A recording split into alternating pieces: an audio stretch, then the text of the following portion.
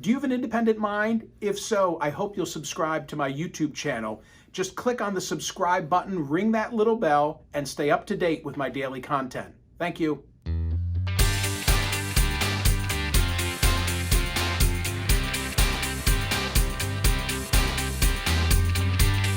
My next guest requires a bit longer of an introduction than I normally would offer, because I want to tell you a couple of things about Pat Croce.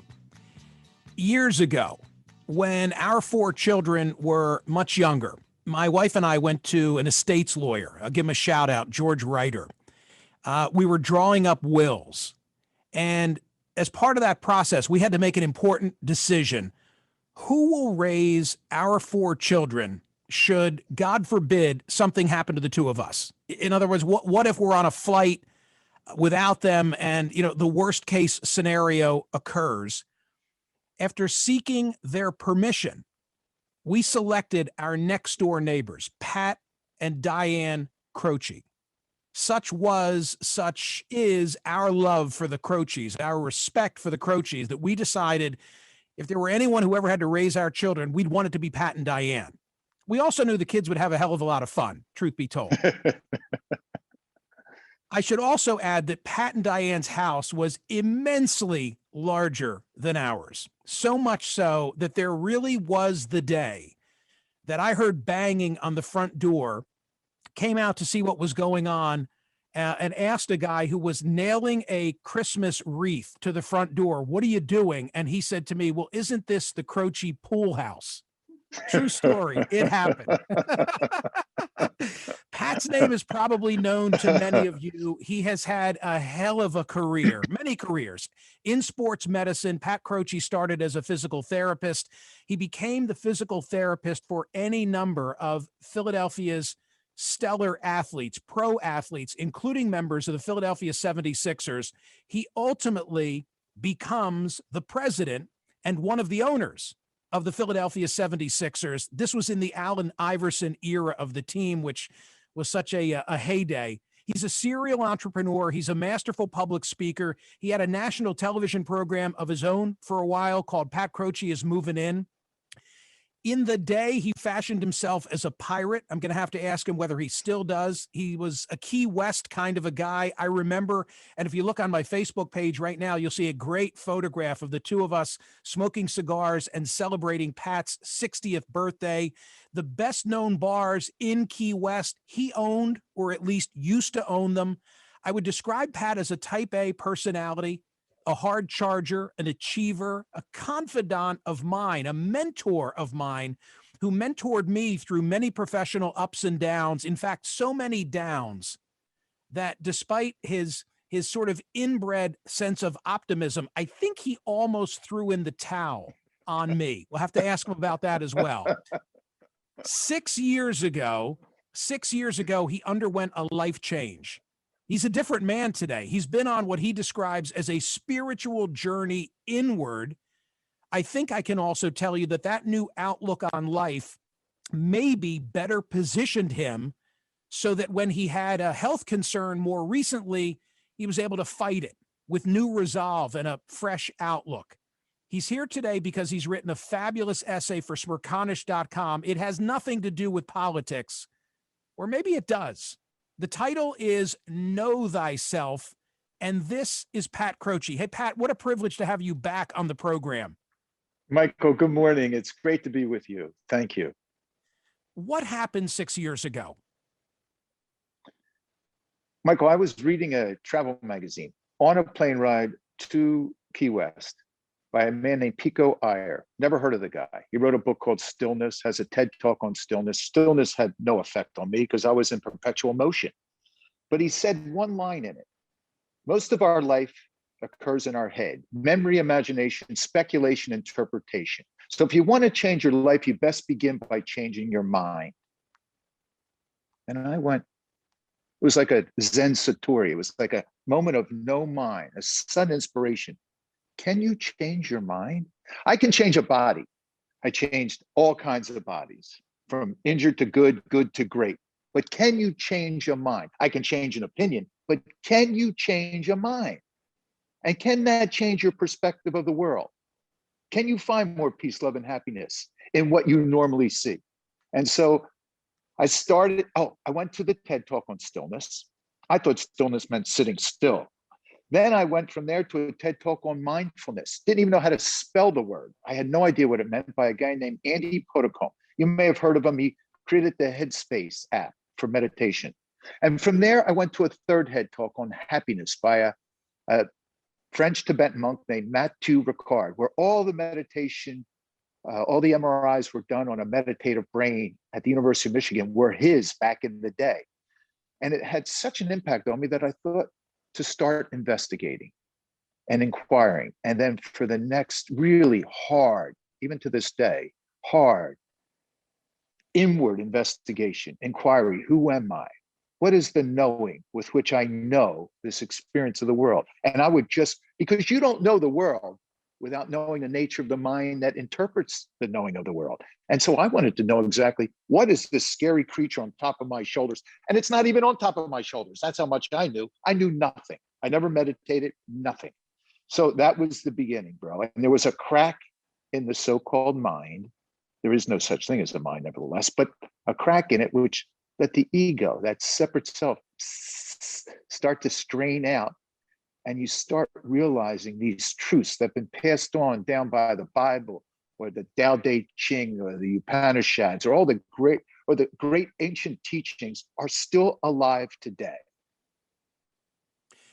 The essay that you wrote for Smirkanish.com, I want to quote a paragraph and ask you to help me better understand what you're saying.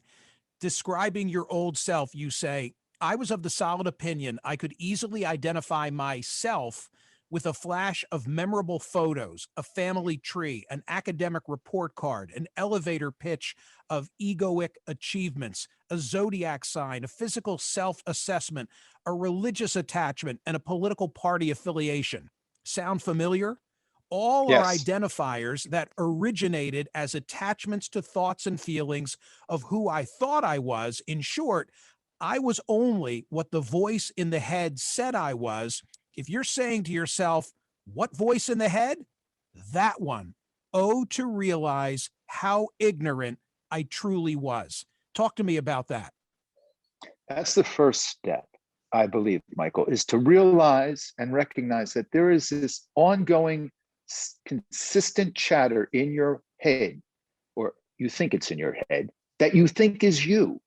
This voice in the head. And for those listeners who are saying, what voice? That one, that exact voice that continues to say nonsense. It says all kinds of stuff. And then once these thoughts, they're harmless unless you attach a belief of me to them, an identity of me to them, then they become me thoughts. And the same with these sensations in the body. You attach your me identity to them, they become feelings. So these beliefs and feelings become this entity who we think we are, But these thoughts, Michael, this voice in the head, they come and they go.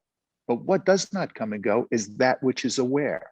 The feelings of pain, of misery, of upsetness, of angst, frustration, blame, guilt, shame, they come and they go. That which is aware never goes. And when you realize that which is aware is the perennial, consistent, ever-present, true you, then all of these thoughts, beliefs, sensations, feelings, perceptions of the world, who you think you are, they tend to come and go. They're not you. You are the reality that never changes, is ever present, always aware. That's who we all are. That's that I am. When you say I or I am, the I is the knowing, the aware part. Because every time you say I, you're saying I am aware. Unconsciously, you're saying I'm aware. When you're thinking I do this, I am aware I do this. When you're saying I am aware, that's the I. And the M is the beingness, the being. You know you exist. You know that's one consistent certainty. I exist. And the I that I am knows that I exist. I am. Now, that I am is continuous for all of us. That's the universal I am. That's when God said, I am that I am. It's that I am. Once we qualify with I am this or I am that, I'm a man, I'm a female, I'm a father, I'm a judge, whatever it might be, then you take it out of the larger true self into that separate self, because then I am my thoughts and feelings and all these descriptors, and you and the world are something separate from me.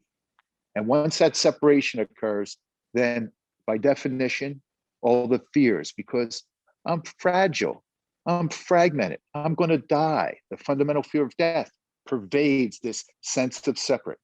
This fragmented self is not complete. And the lack always comes back. I need more. I need better. I need different. I want to be better than him. I can speak louder than him. My thoughts are better. My opinions, my judgments are better, stronger. And that's where it becomes that whole separate entity. It's not even an entity, it's truly an activity. The ego really doesn't exist. We just believe it to be who we are. I have a two-part question, and I hope I can phrase this in a way that I intend. Could Pat Croce, using the outlook that you have today, have achieved all the things that I identified as part of your introduction? And part two, would you have wanted to? Could you have achieved them? Would you even have wanted to achieve the things for which you are best known? First, let me say, for everyone, the past has served its purpose perfectly for us to be right here, right now, together. That's all. That was the intention of everything we did in the past, from different environments, different parents, different geographic positions. We're all together right here, right now. So everything I did in the past, Michael, had this intention to be right here with you on channel 124, right here, right now. Now, to answer your question, I can never answer truthfully a question outside the present moment. Your experience is only the truth. Everything else is a hypothetical answer. It's not true. Okay, can I share with you a very personal observation and let you respond to it? Oh, please. We were together. We're not spending enough time together recently. That's unfortunate. I want to change that. But when we were last together, we went for a walk like we used to. And we used to go for a 5-mile walk through the neighborhood. And I would do most of the talking, although you would always act like that was your insistence. I think you just like to listen to all my bullshit. Oh, I loved And it. you It were was like a often movie. and you were often schooling me on my professional world.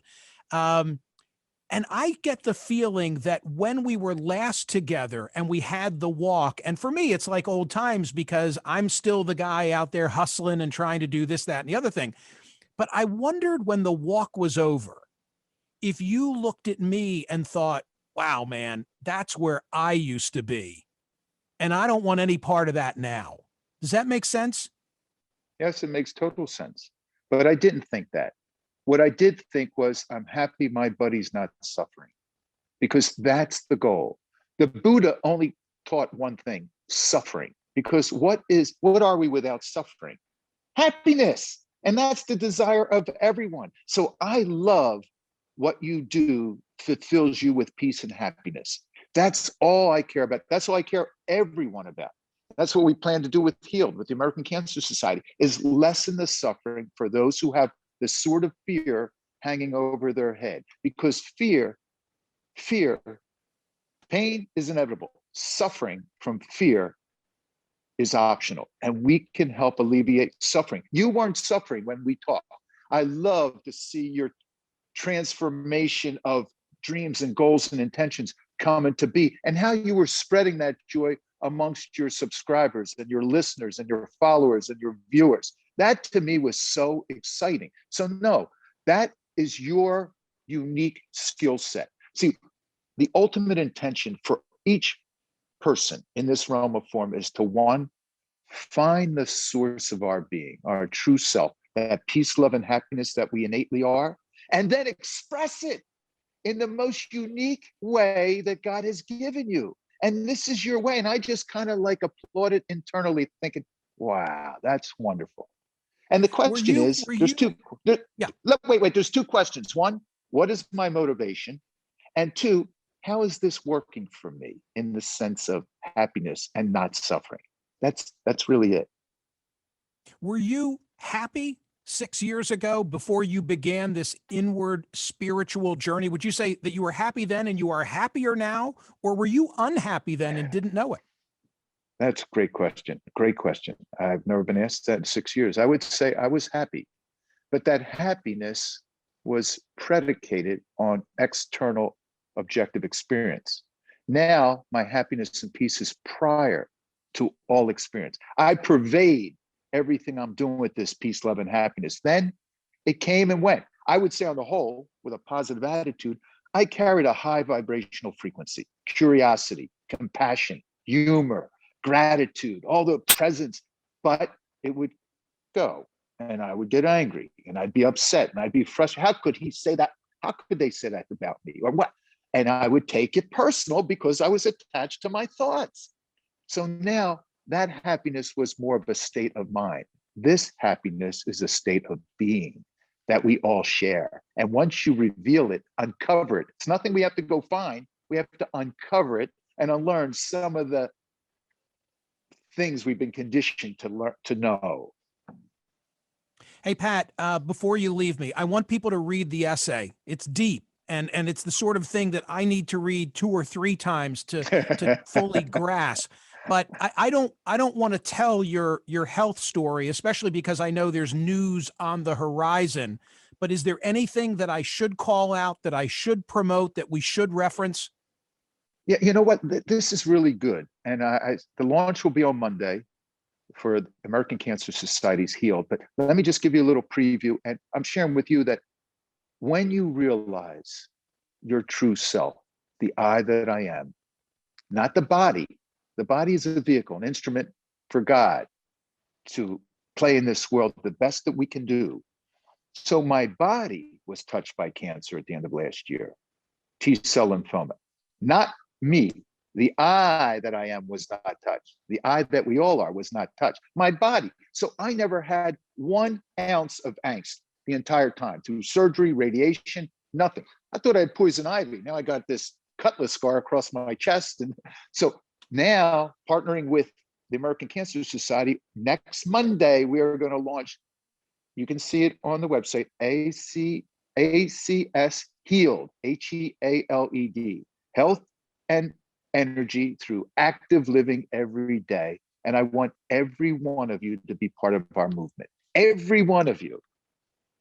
On Monday, I'm going to promote it through all my social media. I really appreciate this. Was just a little taste. You have to come back and continue this conversation, okay?